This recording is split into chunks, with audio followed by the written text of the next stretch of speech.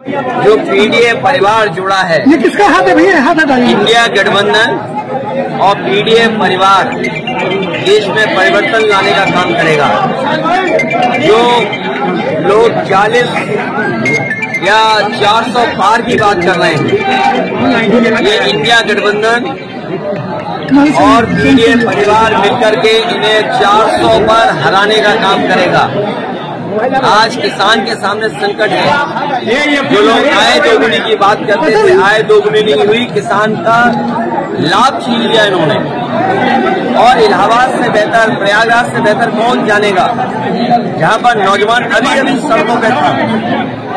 RO ARO की नौकरियों को लेकर के वो धरने पे बैठे थे, वो री एग्जाम की मांग कर रहे थे। उन्होंने प्रशासन ने, सरकार ने दबाव बनाया, लेकिन मैं बधाई देता हूं छात्र नौजवानों को जिन्होंने री एग्जाम कराकर ही अपना आंदोलन खत्म किया है। ये कैसी सरकार है जिसमें हर पेपर लीक हो रहा है?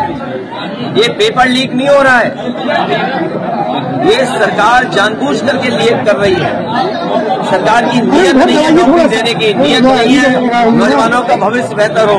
ये पेपर लीक हो रहे हैं, ये लीक जो कर रही है सरकार पेपर, इनके वोट लीक हो रहे हैं। जो मैंने गणित समझाया, 60 लाख बच्चों का जो परीक्षा छूट गई, जिनका एग्जाम हो करके पेपर लीक के कारण दोबारा उन्हें लिखना पड़ेगा।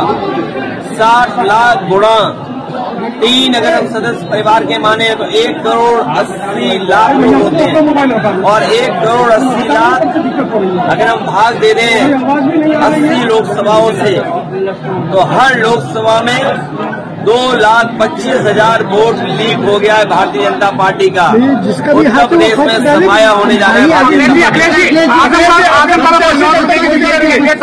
प्रत्याशी बहुत जल्दी घोषित हो जाएंगे और चुनाव की तारीख आते आते जनता भारतीय जनता पार्टी को हराने के लिए तैयार मिलेगी। गठबंधन बहुत हो चुके हैं, अब मैदान में लड़ाई में जा रहे हैं। लेकिन आजमगढ़ और कन्नौज से जो है,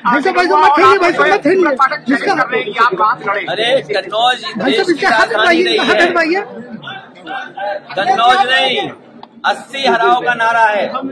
बीजेपी हटाओ, लोकतंत्र बचाओ। बीजेपी हटाओ, संविधान बचाओ। बीजेपी हटाओ, नौकरी पाओ। क्या माना बीजेपी हटाओ, रोजगार पाओ। ये चुनाव में लड़ाई जाता है, चुनाव इसीलिए आते हैं कि लोग लड़े चुनाव।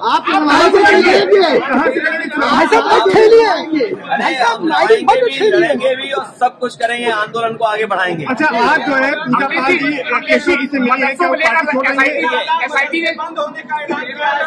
पाठ जो राजनेता हैं या राजनीति करने वाले हैं, हम सब सम्मान के लिए राजनीति करते हैं। राजनीति में राजनेता सम्मान के लिए और कुछ लोग सामान के लिए राजनीति करते हैं। ये भारतीय जनता पार्टी की जो नई राजनीति है, जो विकसित भारत का सपना दिखा रहे थे, विश्व भारत का सपना दिखा रहे थे, वो बताओ विधायकों को, मंत्रियों को तोड़ने के लिए पैकेज दे रहे हो। लोकतंत्र बचाने के लिए इंडिया गठबंधन एनडीए परिवार को जिताए, यही आह्वान समाजवादियों की हमारे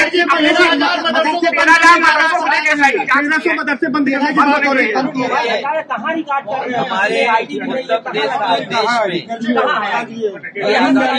संस्कृत पढ़ाई जाए, मदरसों में पढ़ाई उनके हिसाब से की जाए। मदरसा बोर्ड है, और जिन परिस्थितियों में संस्कृत बोर्ड बना होगा, संस्कृत विद्यालय बने होंगे, ये केवल मदरसे बंद नहीं कर रहे हैं, ये संस्कृत के विद्यालय भी बंद कर रहे हैं।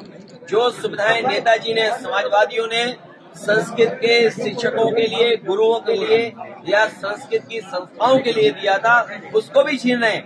भारतीय जनता पार्टी केवल एक समाज की दुश्मन नहीं है, ये देश को दुश्मन है, देश की। चीन की सीमा पर रिजांगला थी, रिजांगला हमारे जवानों के स्मारक बना हुआ था। चीन ने वो तोड़ दिया कि नहीं तोड़ दिया, भारतीय जनता पार्टी के पास क्या जवाब है? हमारी सीमा सुरक्षित है, उसका कोई जवाब भारतीय जनता पार्टी के पास नहीं है। और जो सुप्रीम कोर्ट मांग रहा है इलेक्टोरल बॉन्ड्स को लेकर के, क्या भारतीय जनता पार्टी पीछे नहीं भाग रही? और आपको ये विचार करना चाहिए, जब सुप्रीम कोर्ट ये कह रहा है कि इलेक्टोरल बॉन्ड लोगों ने दिए उसकी सूची दे दो।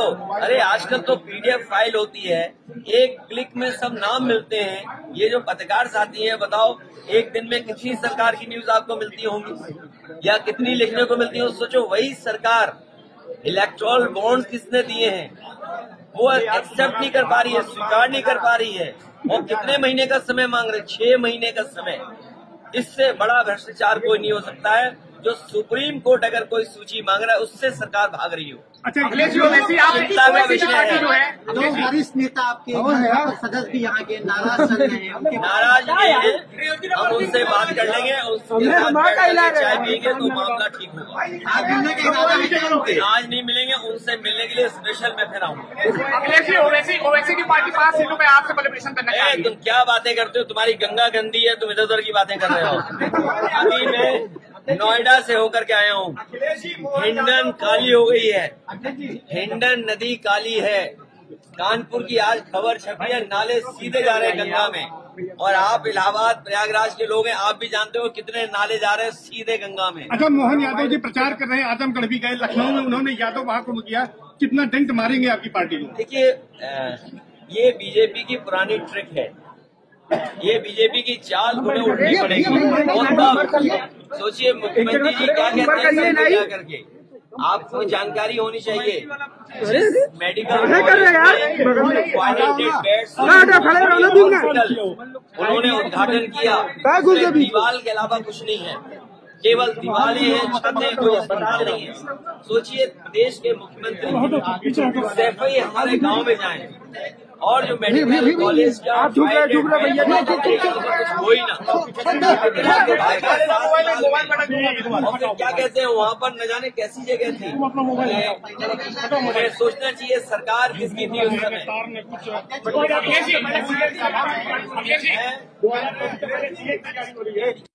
जो लोग आय दोगुनी की बात करते थे, आय दोगुनी नहीं हुई, किसान का लाभ छीन लिया इन्होंने।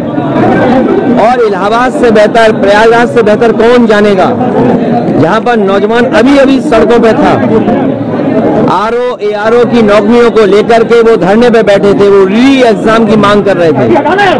उन्होंने, प्रशासन ने, सरकार ने दबाव बनाया, लेकिन मैं बधाई देता हूं छात्र नौजवानों को जिन्होंने री एग्जाम कराकर ही अपना आंदोलन खत्म किया है। ये कैसी सरकार है जिसमें हर पेपर लीक हो रहा है? ये पेपर लीक नहीं हो रहा है, ये सरकार जानबूझ करके लीक कर रही है। सरकार की नीयत नहीं है नौकरी देने की, नीयत नहीं है नौजवानों का भविष्य बेहतर हो।